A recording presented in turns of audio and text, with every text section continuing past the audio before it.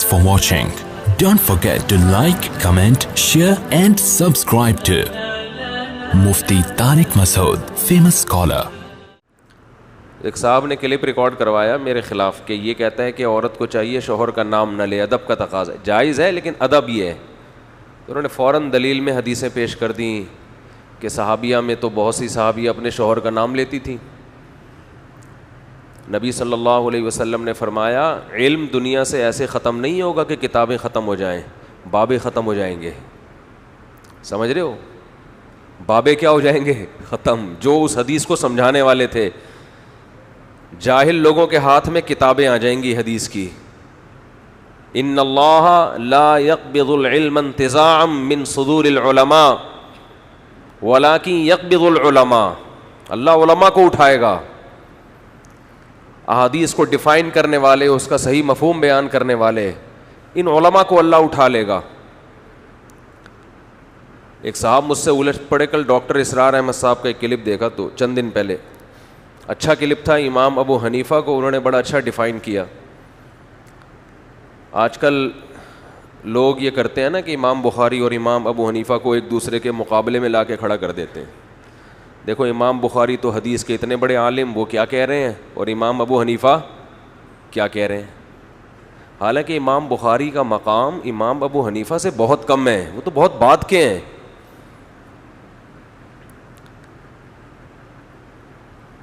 امام ابو حنیفہ تو انہوں نے تو صحابہ کی زیارت کی ہے. امام ابو حنیفہ کے شاگرد تھے امام محمد, بہت چھوٹے تھے عمر میں. امام محمد کے شاگرد تھے امام شافعی. امام شافعی کے شاگرد تھے امام احمد ابن حنبل. امام احمد بن حنبل کے بعد امام بخاری ہے. تو کتنی پشتوں کا فرق ہو گیا. امام ابو حنیفہ نے جو حدیث کا علم حاصل کیا ہے براہ راست علی اور عبداللہ بن مسعود کے شاگردوں سے حاصل کیا ہے, براہ راست. اس میں لمبی لمبی سندیں نہیں تھیں اس وقت. تابعین اور صحابہ کو اپنے سامنے نمازیں پڑھتے ہوئے دیکھا.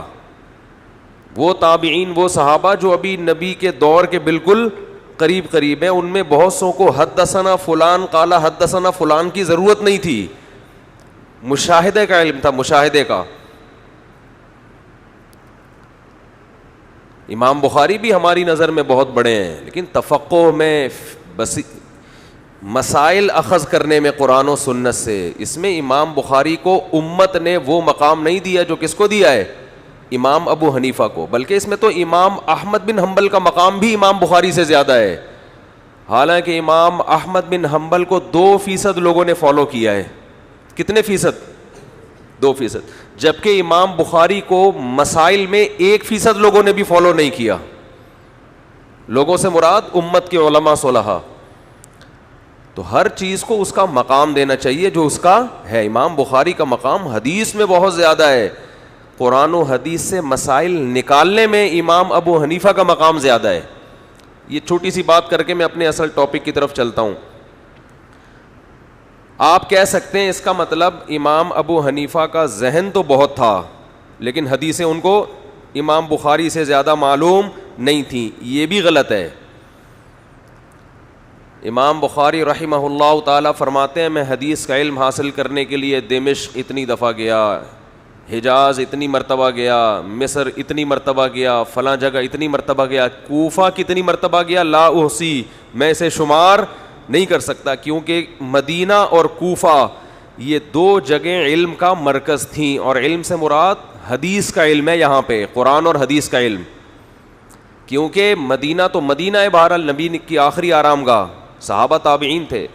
کوفہ میں بھی حضرت عمر کے دور میں عبداللہ بن مسعود گئے ہیں, اور حضرت علی موو کر کے, ہجرت کر کے کہاں چلے گئے تھے؟ کوفہ. تو حضرت علی کا سارا علم کہاں منتقل ہوا ہے؟ کوفہ میں, اور ان کے ساتھ 1400 صحابہ گئے ہیں. تو اس لیے آپ قرآن جس قراءت پہ پڑھتے ہیں وہ بھی کوفہ کی قراءت ہے. یعنی ہم جو قرآن پڑھ رہے ہیں نا, یہ قاری کہاں کے تھے؟ کوفہ کے قاری تھے, جن کی قراءت پوری دنیا میں مشہور ہوئی ہے. یعنی قرآن اس امت نے کوفہ کے لوگوں سے سیکھا ہے. اور امام بخاری کہتے ہیں میں ہر جگہ حدیث کا علم حاصل کرنے گیا ہوں متعین مقدار میں. کوفہ اتنی دفعہ گیا ہوں کہ میں شمار نہیں کر سکتا. اس کا مطلب کوفہ میں حدیث کا علم سب سے بولو زیادہ تھا, کیونکہ عبداللہ بن مسعود اور حضرت علی کے شاگرد تھے وہاں پہ. تو امام حنیفہ تو ہیں ہی کوفہ کے, انہوں نے تو براہ راست ان لوگوں سے علم حاصل کیا ہے.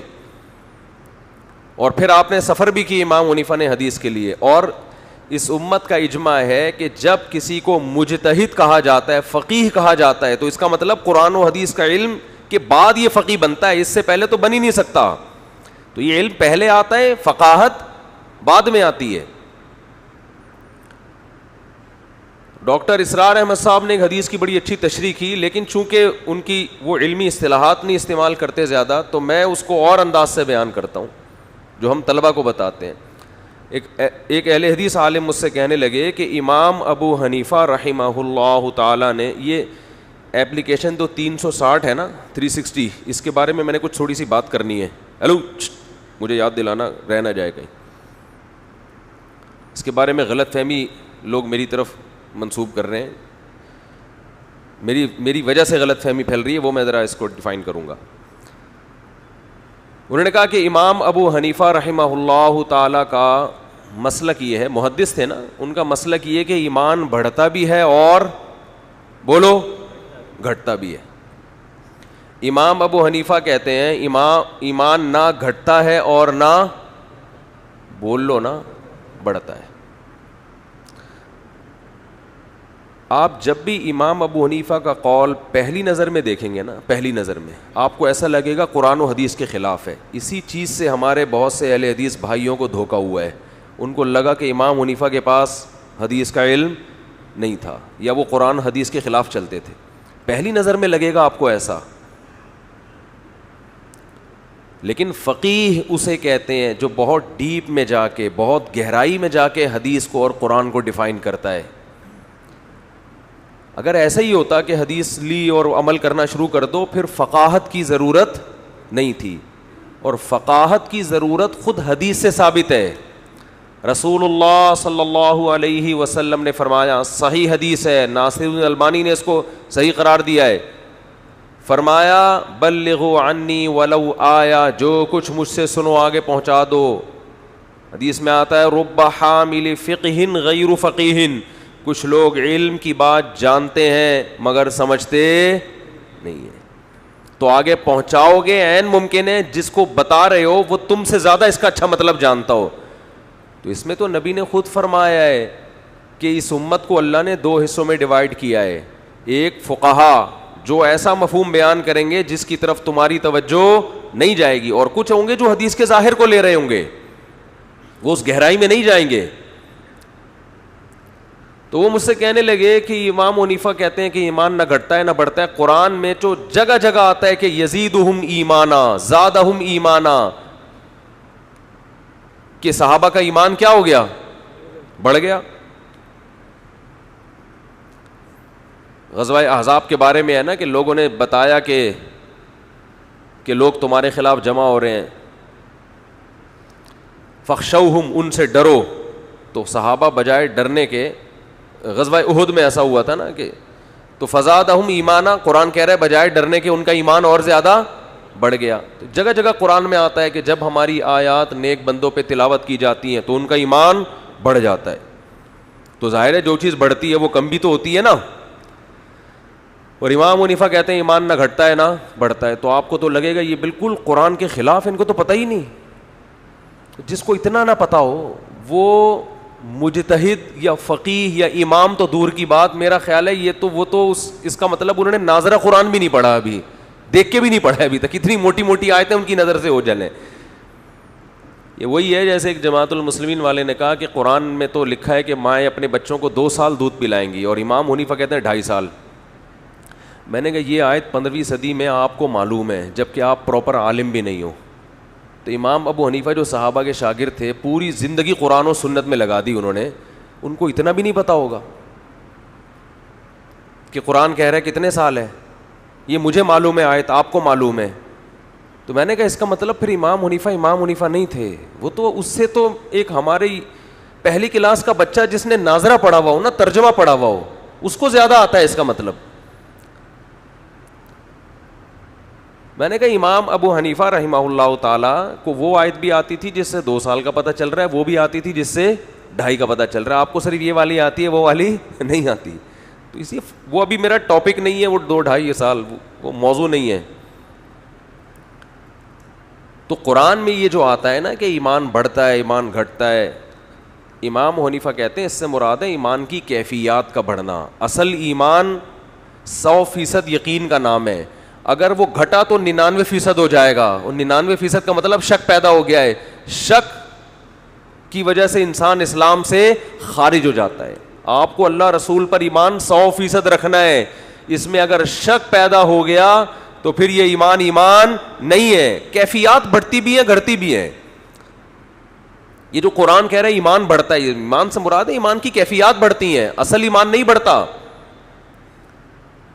اس کی مثال ایسے ہے, آپ کو 10 آدمیوں نے آ کے بتایا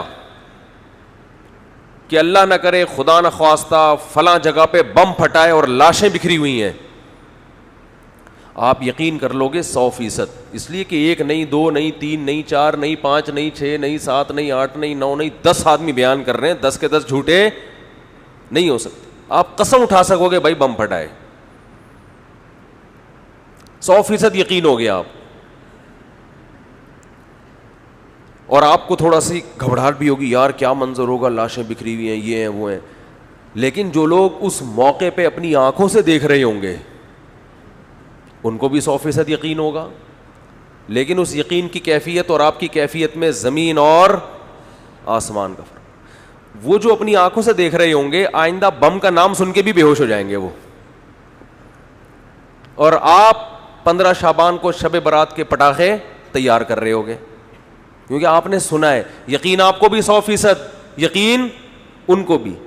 ہمیں بھی 100% یقین ہے جنت برحق جہنم برحق, اللہ بھی ہے رسول بھی ہے قبر کا عذاب بھی ہے. دیکھا نہیں ہے, وہ کیفیات نہیں بنتی جو نماز میں ہونی چاہیے اس ایمان کی بیس پہ. وہ جنت کی لالچ پیدا نہیں ہوتی.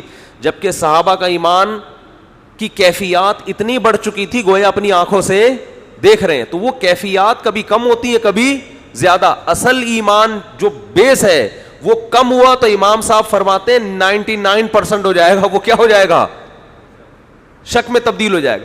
اور 100% میں اضافہ کسی چیز میں ممکن نہیں ہے. ہم تو کہتے ہیں نا 200%, یہ تو مبالغہ اور مجازن کہتے ہیں. 100% کا مطلب کسی چیز کو 100 فرض کر لیں تو اس میں 100, اب اس میں اضافہ ہو سکتا ہے 101. کیا ہو گیا بھائی, 100% میں ہم کہتے ہیں 101%. یہ جملہ اصولی اعتبار سے غلط ہے.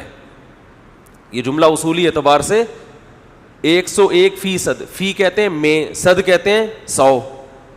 یہ 100% بھی عجیب ہی لفظ ہے اردو کا. 100 کا لفظ اردو سے لے لیا, فی کا لفظ عربی سے لے لیا, صد فارسی سے لے لیا ہے. بھائی اردو بھی عجیب زبان ہے نا, کبھی کہاں سے کوئی لفظ لے رہی ہے کبھی کہاں سے کوئی لفظ لے رہی ہے. تو 100%, 101% کا لفظ ہی غلط ہے, اس لیے کہ فیصد کا مطلب 100 میں 101, تو 100 میں 101 تو ٹھک ہی نہیں سکتے, گھس ہی نہیں سکتے. نہیں آئی بات. جیسے آپ تو ایسے 4 دیگیں ایک دیگ میں پکائی ہم نے, تو نہیں ہو سکتا بھائی. 4 دیگیں بھر کے ہم نے, فل بھر کے ہم نے ایک دیگ میں پکائی تو پک سکتی ہیں, یا تو وہ دیگ 4 دیگوں کے برابر ہوگی تو پکیں گی. تو میرا مقصد ابھی یہ موضوع نہیں ہے. میرا مقصد یہ ہے کہ یہ جو آج کل مارکیٹ میں چیزیں آئی ہوئی ہیں مختلف قسم کی, ان چیزوں سے اپنے آپ کو بچائیں. لفاظی ہے, لفاظی عمق نہیں ہے, علم میں گہرائی نہیں ہے. تو آپ صلی اللہ علیہ وسلم نے فرمایا اللہ تعالیٰ علم کو علماء سے اٹھائے گا, افراد اٹھنا شروع ہو جائیں گے قرآن و سنت کو ڈیفائن کرنے والے, پھر پبلک گمراہ ہونا شروع ہوگی. پھر آپ نے فرمایا لوگ جاہلوں کو اپنا سردار بنا لیں گے, بابا بنائیں گے جاہلوں کو, اور کہیں گے ہمارا کوئی بابا نہیں ہے. حالانکہ تم نے علماء کو چھوڑ کر کس کو بابا بنا لیا, جو عالم ہی نہیں ہے. ان کو بابے بناؤ گے, کوئی پروفیسروں کو بنائے گا, کوئی جو ہے نا ڈاکٹروں کو بنائے گا. کوئی ایک صدر تھے ریٹائر ہوتے ہی تفسیر لکھ دی انہوں نے.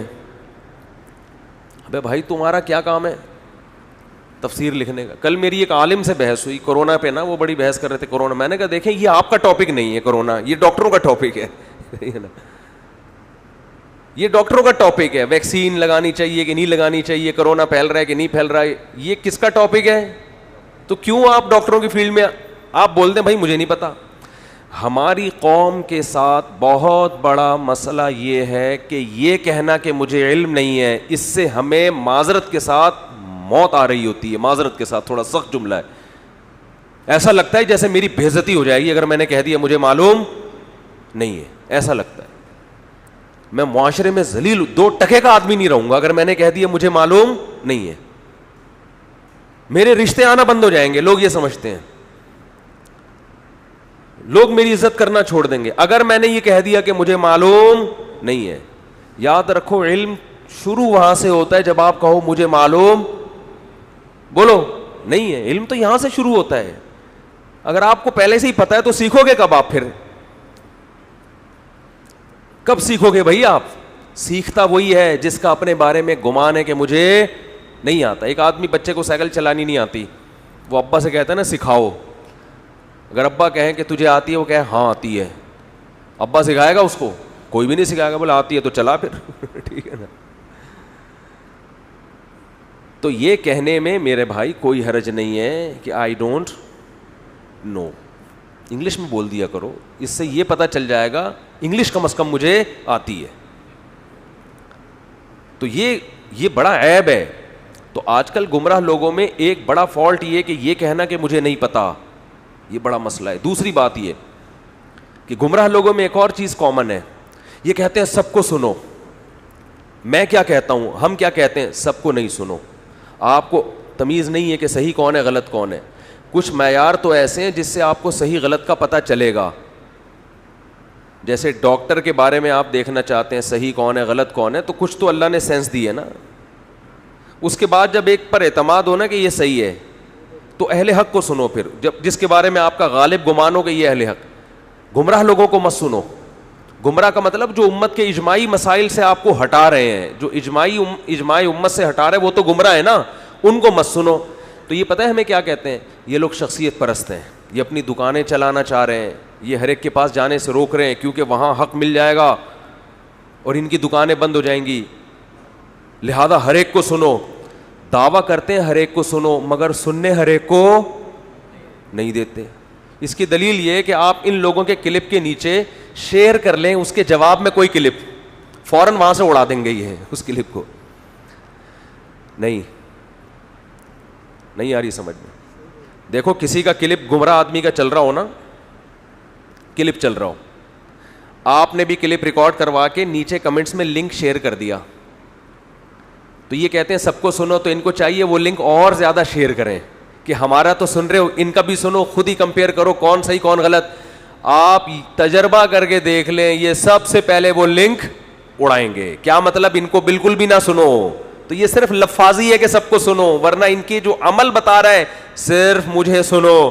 میرے جواب میں اگر کسی نے کلپ ریکارڈ کروا کے لنک شیئر کر دیا ہے تو میں اس کو اڑا دوں گا. کوئی پتھر سے نہ مارے میرے دیوانے کو, بم کا زمانہ اڑا دو سالے کو. حقیقت ہے نا, وہ شعر ہے نا, پرانا گانا ہے اصل میں. یہ اب اتنا گھننا بننے کی ضرورت نہیں ہے. پرانے زمانے کے گانے اللہ معاف فرمائے ہم نے چھوڑ دیے, لیکن پھر بھی یاد ہے. کبھی کبھی کوئی بس میں لگا ہوتا تو یاد آ جاتا تھا, اچھا یہ ونس اپون اے ٹائم.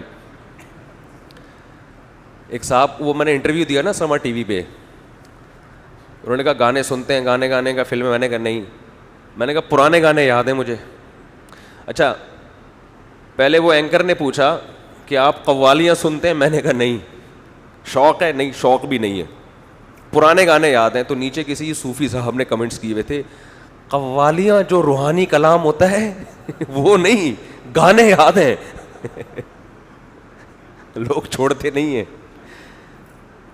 گانے ان کو یاد ہیں. تو بھائی ہم تو نہ قوالیاں سن رہے ہیں نہ گانے سن رہے ہیں, لیکن تو پرانے تھے نا, تو پرانے میں ہم قوالیاں نہیں سنتے تھے, اللہ معاف فرمائے, گانے بھی نہیں سنتے تھے, لیکن جو پڑ جاتے تھے کان میں یاد رہ جاتے تھے, تو وہ یاد رہ گئے. کوئی پتھر سے نہ مارے میرے دیوانے کو, پہلے زمانے کی شاعری میں یہی تھا نا, پتھر سے, پتہ نہیں اس کا پہلا مصرع کیا ہے, جو بھی ہے وہ تو اصل میں محبوبہ یہ کہہ رہی ہے میرے دیوانے کا خیال کرو, پتھر وتھر سے بیچارے کو نہ مارو. پرانے زمانے کی معشوقاؤں کا یہی حساب ہوتا تھا کہ بھائی شادی ہو رہی ہے نہیں ہو رہی, لیکن اس عشق کی قدر تو کرو نا, کم از کم اس کو پتھر سے نہ مارو. تو شاعر نے بڑا ٹائٹ کام کیا, اس زمانے کے حساب سے اس کو چینج کر دیا ہے. اس زمانے کی معشوقہ اگر آپ کو عشق ہے پھر بھی نہیں کرے گی, وہ کہے گی جب مجھے نہیں ہے تو بم کا زمانہ ہے اڑا دو سالے کو, جان چھوٹے اس سے. تو یہ بڑا اچھی عکاسی کی ہے. تو یہ لوگ بھی باتیں کرتے ہیں جی, نہیں پورا جملہ یاد کہہ رہے ہیں حسن حاضر ہے سزا پانے کو, یعنی محبوبہ کا مطلب یہ تھا کہ میرے حسن کی وجہ سے عاشق ہوا ہے, اس کا قصور نہیں ہے. یہی کہنا چاہ رہے ہیں نا, شکریہ آپ کا. تو لیکن شاعری دیکھو کتنی خاندانی ہے یار, حسن حاضر ہے سزا پانے کو, تو شعر بن ہی نہیں رہا, یہ پورا شعر ایسا نہیں ہوگا. حسن حاضر ہے سزا, یہ شعر کا وہ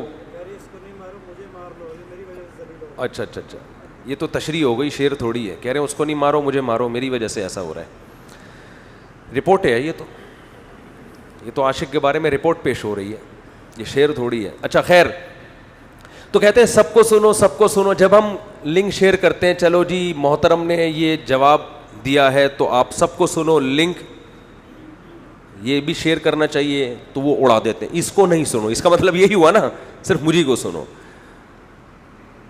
تو لفاظی ہے, جیسے علاج ڈاکٹروں سے کروایا جاتا ہے, اسی لیے اسی طرح دین کا علم کس سے حاصل کیا جاتا ہے؟ علماء سے حاصل کیا جاتا ہے. اب آپ کہہ سکتے ہیں علماء میں 2 نمبر بھی ہیں, تو ڈاکٹر میں بھی 2 نمبر ہیں, تو جو حل وہاں ہے وہ یہاں ہے. یہ تھوڑی کہ ایک آدمی کو پنچر لگانے میں 2 نمبر ہی کرتا ہے, تو اب آپ ڈاکٹروں سے سائیکل کا پنچر لگوانا شروع کر دیں. نااہل سے تو کبھی کوئی کام کیا ہی نہیں جائے گا, اس سے تو کبھی بھی نہیں لیا جائے گا. اگر ایک فیلڈ میں 2 نمبر ہیں تو اس میں 1 نمبر تلاش کیا جائے گا. یہ جو حکمت کی باتیں ہیں نا, ہلدی کے فضائل, یہ حکیموں کو زیادہ پتہ ہوتے ہیں. کالی مرچ کیا کرتی ہے, اس میں ڈاکٹر لوگ اکثر دیکھا ہے ان کو نہیں پتہ ہوتا زیادہ. اب ہلدی یہ حکیم لوگ بولتے ہیں بھائی گرم دودھ میں ڈال کے پیو درد ٹھیک ہو جائے گا. ڈاکٹر کہے گا سیدھا پیناڈول پھانک لے بھائی تو, اس کو ہلدی کا نہیں عام طور پہ نہیں پتہ ہوتا. جو جس کی فیلڈ ہے میرے بھائی اسی پہ جچتی ہے. تو میں بات لے کے چلا کہاں سے ہے, آزادی پہ بات لے کے چلا تھا. وہ میں ابھی پھر میں بے رب سا بیان ہو گیا. خیر میں یہ عرض کر رہا تھا کہ وہ انہوں نے بڑی اچھی ایک ڈاکٹر اسرار احمد کی اسپیچ کل میں نے سنی, کسی نے لنک بھیجا, کل نہیں کچھ دن پہلے سنی تھی, کہ امام ابو حنیفہ رحمہ اللہ تعالیٰ کی جو فقات. اچھا لوگ کہتے ہیں کہ امام بخاری کو لوگ زیادہ مانتے ہیں, امام بخاری کو حدیث میں مانا جاتا ہے زیادہ, فقہ میں امام بخاری کو زیادہ نہیں مانا جاتا. اس میں تو آدھی سے زیادہ امت امام ابو حنیفہ کو فالو کرتی ہے. جب فقہ میں امام کی بات آتی ہے تو اس میں امام بخاری کا نام نہیں آتا, حتیٰ کہ امام بخاری کے شاگرد بھی ان کا نام نہیں لیتے. امام بخاری کے شاگرد ہیں امام ترمذی. جب ترمذی میں کوئی حدیث بیان کرتے ہیں تو جہاں حدیث کی سند کی بات ہوگی وہاں امام بخاری کا تذکرہ کرتے ہیں کہ امام بخاری نے اس کو صحیح کہا ہے, ضعیف کہا ہے. لیکن جہاں مسائل کی بات ہوگی کہ اس حدیث سے جو مسئلہ سمجھ میں آ رہا ہے, تو اس میں کہیں بھی امام بخاری کی رائے وہ پیش نہیں کرتے. وہاں امام شافعی کی, امام ابو حنیفہ کی, امام مالک کی یا امام احمد بن حنبل کی, ان حضرات کی رائے کو پیش کرتے ہیں. سفیان ثوری کی رائے پیش کرتے ہیں, عبداللہ بن مبارک کی رائے پیش کرتے ہیں. سمجھ رہے ہو بات کو کہ نہیں سمجھ رہے؟ تو علم اگر حاصل کرنا ہے نا تمیز سے پراپر طریقے سے حاصل کرو, ہر چیز کا پتہ چلے گا.